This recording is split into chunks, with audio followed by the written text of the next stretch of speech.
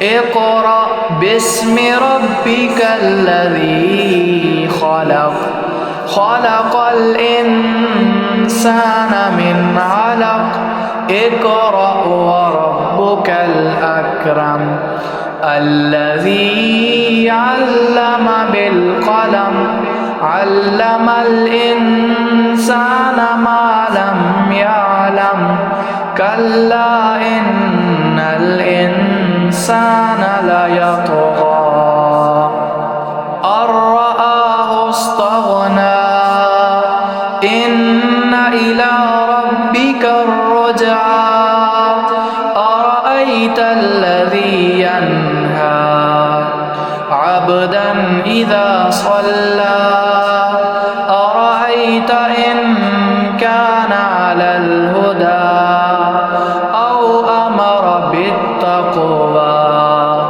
أرأيت إن كذب وتولى ألم يعلم بأن الله يرى كلا لئن لم ينته لنسفعا بالناصية ناصية كاذبة خاطية فليدع ناديه سندع الزبانية كلا لا تطعه واسجد واقترب۔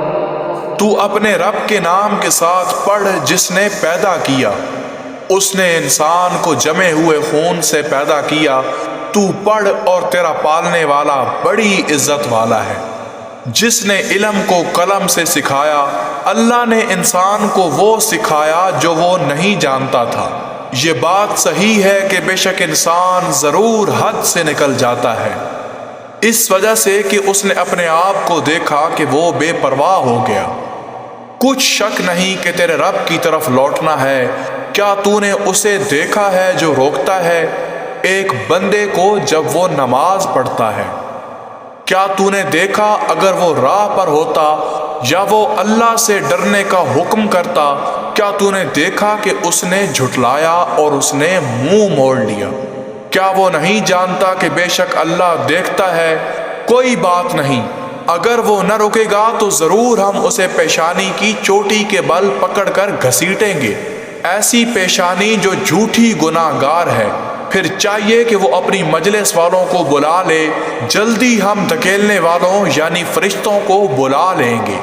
ہرگز ایسا نہیں ہوگا، تو اس کی بات کو نہ مان اور تو سجدہ کر اور تو اللہ کا قرب حاصل کر۔